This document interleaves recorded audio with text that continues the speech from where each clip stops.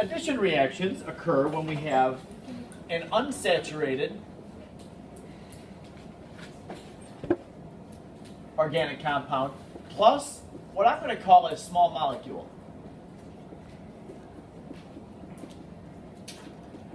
Small molecule might be Cl2, HBr, HCl, water, some small molecule. A molecule that can be broken into two pieces, and then those two pieces can be stuck onto the unsaturated compound. So you get a more saturated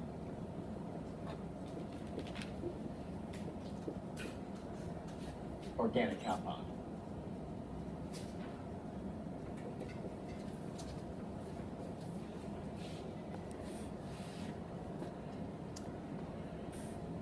You have a handle on saturated versus unsaturated? Yeah. What do I mean by more saturated? What the heck do I mean? Mena? Yeah, getting rid of pi bonds. When something is becoming more saturated, that means more is in it. And what would more be in when I'm talking about these compounds? There's more atoms in it, right? Yeah. If you go from double to single bonds, then that means you've got more atoms in the molecule. That's what it means to be more saturated. A couple examples of this. Now I'm going to use very simple alkenes to use as my reactants. Like this. CH3, CH, double bond, CH2. Okay, so there's an alkene. Every carbon's got 4 bonds in it, as it should. I'll go with something other than chlorine just so we see something different. So there's an unsaturated hydrocarbon and a small molecule. This also is not a spontaneous reaction. This needs to be initiated. So something has to be done to the bromine to split the two Brs apart to make them reactive. Right now this thing is not very reactive. It's pretty good the way it is. So if you hit this with ultraviolet or do something to break those two Brs apart, then those very reactive Brs, they're going to attack the pi bond. Now, just a reminder, when you have a double bond, the sigma bond is the pair of electrons that are shared right in between those two carbons. The pi bond is that second bond. That's where these two carbons are sharing electrons up here and down here. Those are very vulnerable to something reactive coming and attacking and breaking that pi bond. So a pi bond can be broken while the sigma bond between those two atoms stays intact. And that's what happens in an addition reaction. So the bromines are going to add on there. And you know what I'm going to do? I'm not changing it really, except changing the color on it. So that you can see what happens here.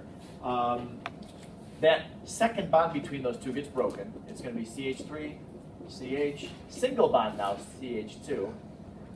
And along come the bromines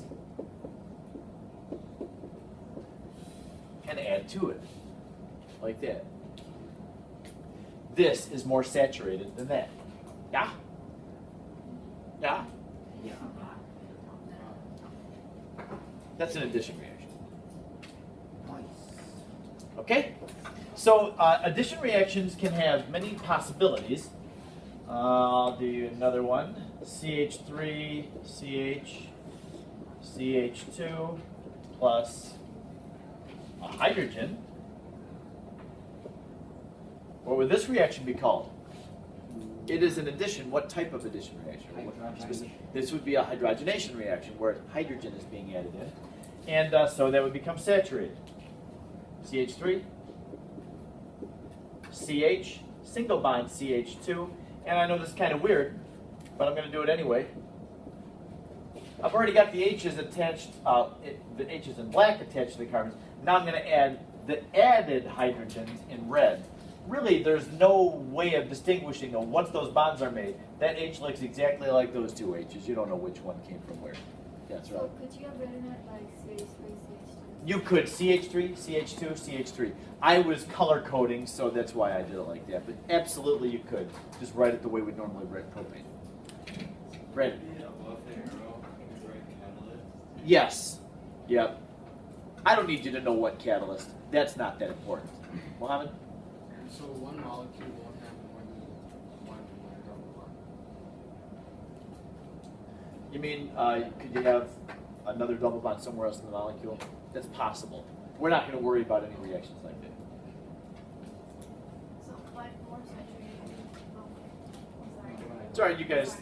It's fine. So more saturated, do you mean like not completely saturated or just? Well, if you start with an alkyne that has 3 bonds, you may just add, you might go down by 1 bond. So that's why I didn't say it becomes saturated. So you might go from something with a triple bond to something with a double bond. That has become more saturated. Yeah, but it's still unsaturated. Yep. Yeah, that's why I used the words like that. Yes, sir? So when they stated yesterday that they use like chromium and nickel to catalyze the reaction, would that be because it supplies the electron to break the bond, or? I don't know what it is about the surface of those metals, chromium or nickel or platinum. Platinum I know is a very common catalyst that's used, but what it is about that the platinum does, I don't even know. Could it be that it's supplying electrons, when it's got to be grounded or whatever? I don't know. Because last year they were talking about how platinum has like a shield effect, so that its last electrons are really easy to get. Yeah, that's true.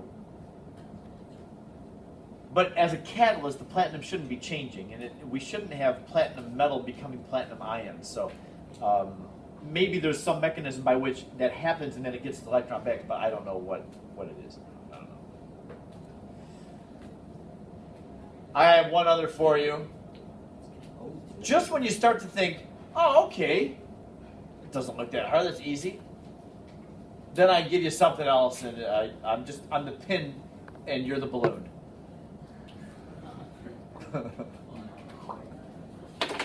Or your ego is the balloon, at least. Okay. So how about this one? CH3, CH, double bond CH2. And then we're going to add to it a water molecule.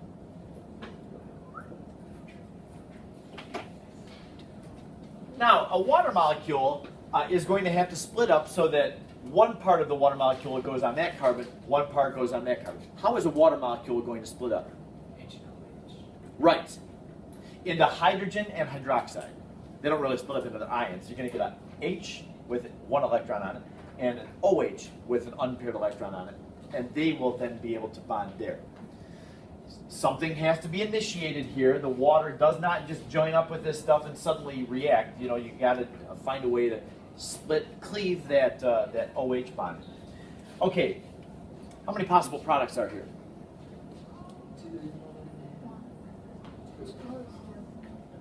Well, let's write out one of them, and then see if there's any others.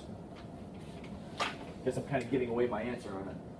CH3, CH, CH2, with a single bond now, and then the H is there, and the OH is there. Are there any other possible products? What would they be, Nick? Yeah, if these two were switched, that would be a different substance, wouldn't it? So, we get another choice.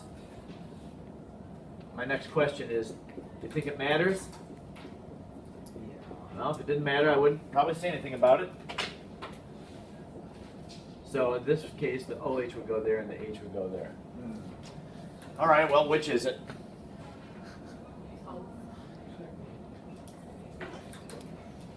Which is better? Can you imagine being the chemist whose job it is to determine which product is more likely in this reaction? Would it take a nerd to do that job? Some people are real nerds. I'm not saying that about you. Seriously, I'm not. You can call me a nerd if you want to, because I like problem solving. I like to find out how things work and answers to things I'm curious about. And some people are curious. Which is the more favored product? And they like that kind of stuff. There was a guy in the earlier 1900s. His name, I couldn't come up with a better name if I tried. Vladimir Vasilyevich Markovnikov. Where was he from? Russia. He was Russian. Yep. Yep. That name is amazing. So Markovnikov was one of those nerdy people, and he did, and this is not an exaggeration, thousands of trials of these kinds of reactions. Thousands. Years. He pursued the answer to the question, which is the more favorite product? Okay? Your life's work, fine. And he got an answer. And that answer is now known as Markovnikov's rule. So I want to give you Markovnikov's rule. Are you spelling it? I'll spell it up here. Alright, let's do this. There's the Markov.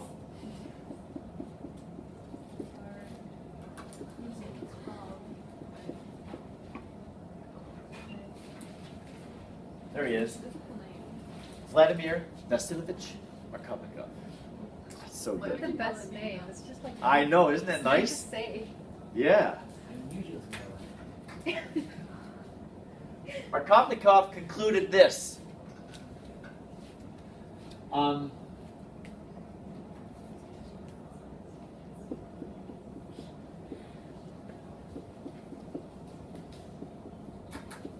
A hydrogen will attach to the carbon that started with the most hydrogens.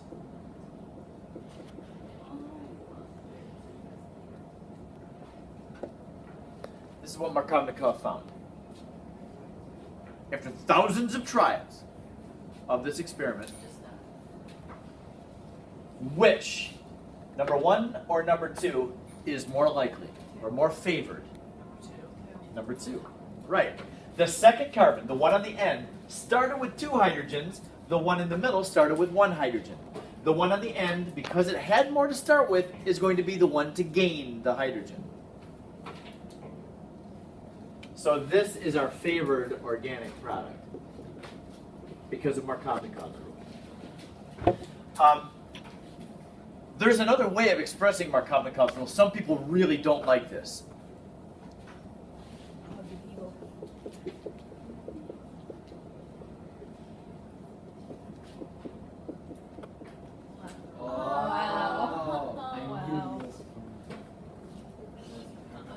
The rich get richer. The carbon that's already richer in hydrogens gets more rich. This isn't Russian, this is Canadian. So there it is. Yep. Markovnikov's rule. The rich get richer. The hydrogen's going to go on the carbon that started with more hydrogen. Canadian. Now, does Markovnikov's rule apply here? No, it doesn't apply there. But if you're adding an H2O or an HCl or an HBr, you got a hydrogen that you could be put on one of the carbons. You're going to choose the carbon that started with more hydrogen. All right? So tomorrow, we'll have a chance to grab some whiteboards. We'll do this with partners.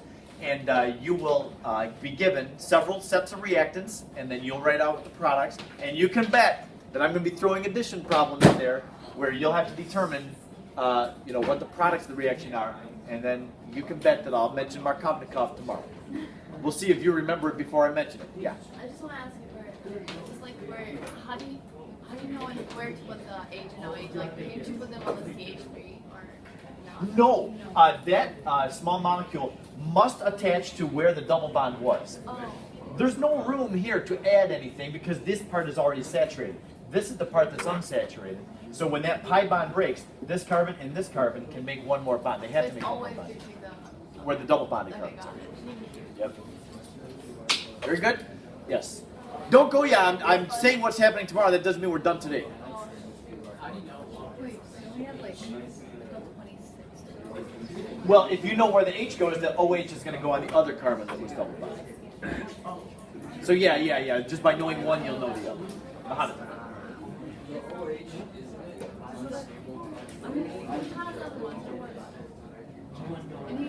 When this split apart, it was unstable. That's why they went and they broke that pi bond. But then that gives the carbon. Hey, let me have your attention, gang. The question is, isn't the OH unstable? The answer is no, because when this thing breaks, when that water breaks